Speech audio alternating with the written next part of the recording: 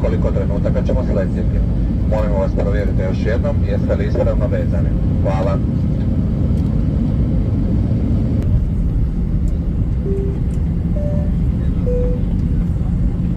Dame i gospodo, dobrodošli u Zürich. Molimo vas ostanite vezani sve dok se avion potpuno ne zaustavi, a znak obveznog vezanja ne ugasi.